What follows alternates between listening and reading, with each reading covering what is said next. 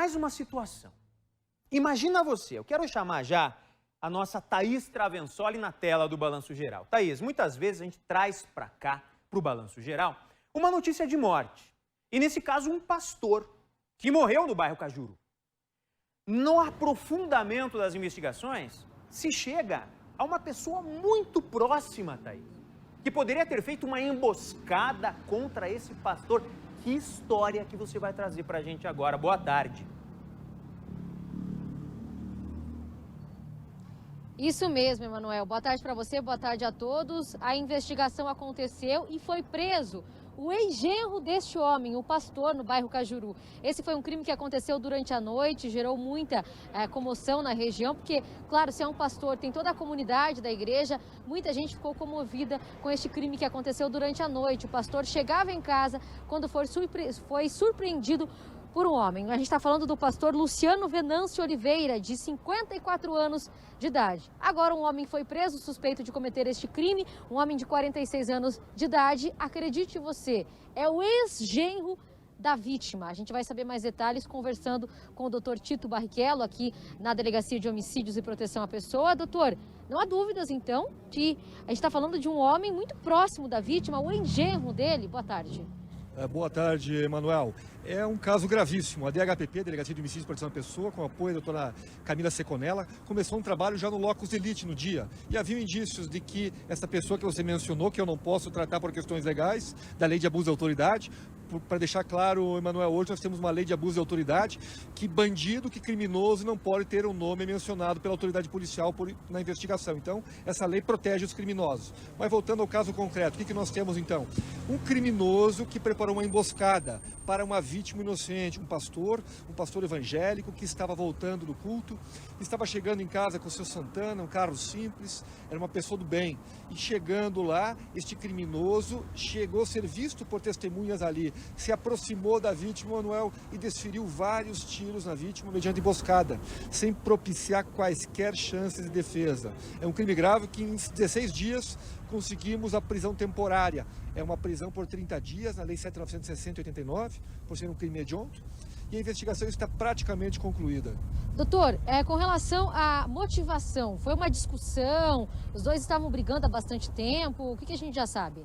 Nada justifica uma morte, nada justifica a perda do bem jurídico vida, que a vida é o bem jurídico mais importante que nós temos, Emanuel. Mas em relação à motivação, havia discussões anteriores, haviam brigas. Uma dessas brigas ocorridas no ano de 2016, o investigado foi até a casa da vítima e chegou a agredir a vítima, tanto que o investigado foi amarrado ali naquele momento e foi chamado à polícia. Então, esse investigado, que já tem passagem por roubo, inclusive, por porte ilegal de arma de fogo, por descumprimento de medida protetiva, armou essa emboscada. Nós temos prova testemunhal, Emanuel, uma prova testemunhal concreta, efetiva, e já conseguimos dados suficientes para indiciar esse criminoso e tirar esse criminoso das ruas. Doutor, agora com relação ao que ele vai responder, né? A forma como ele agiu, que o senhor está trazendo aqui, ele pegou a vítima de surpresa realmente chegando em casa. Esse homem vai responder por quais crimes? Pelo crime de homicídio qualificado? Como é que funciona isso? A DHPP está praticamente encerrando essa investigação 16 dias após a prática do crime, até por isso que a DHPP tem o melhor índice de resolução de homicídios de todo o Brasil, através da doutora Camila Seconella, que é a nossa delegada divisional.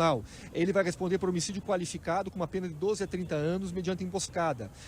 O inquérito vai ser encerrado nos próximos dias. Frente à autoridade policial, ele foi chamado para ter a oportunidade no interrogatório, Emanuel, de explicar o que aconteceu, aonde que ele estava, que ele era inocente, que ele não era o criminoso. Mas, como sempre, esses criminosos exercem o direito constitucional ao silêncio. Ele permaneceu em silêncio e disse que não iria falar, somente em juízo. É uma estratégia usada para quê? Para tomar ciência de todas as provas que a polícia tem no primeiro momento, para depois, com o advogado, em juízo, tentar buscar alguma falha e conseguir a absolvição. Mas isso aqui não vai acontecer.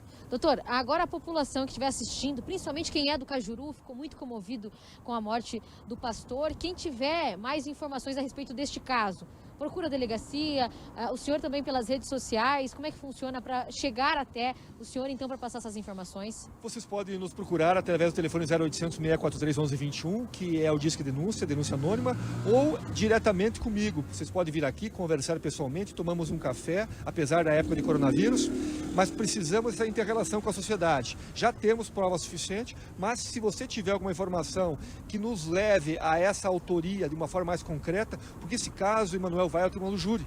Então 7 jurados irão julgar no futuro. E você sabe o que acontece na prática. As pessoas tentam de todas as formas buscar a impunidade. Mas nesse caso não haverá impunidade, até porque nós já tivemos muitos fiéis aqui, que vieram aqui à delegacia, que vieram cobrar da DHPP uma solução para o caso concreto, que conversaram com a nossa delegada divisional, doutora Camila Seconello, e hoje estamos dando uma satisfação à sociedade, para levar a paz social a Curitiba.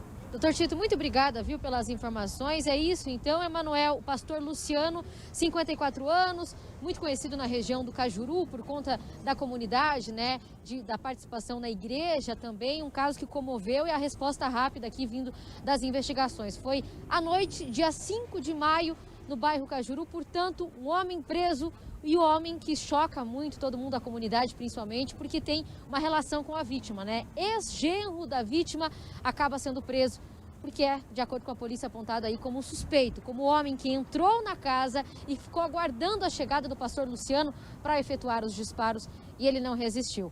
Eu volto com você, Ema. Muito obrigado, Thaís, e muito obrigado também ao doutor Tito, mais uma vez, solucionando um caso que, como a Thaís bem lembrou, tirou o sono e deu dor de cabeça, não só para a família, mas para toda a comunidade onde esse pastor atuava.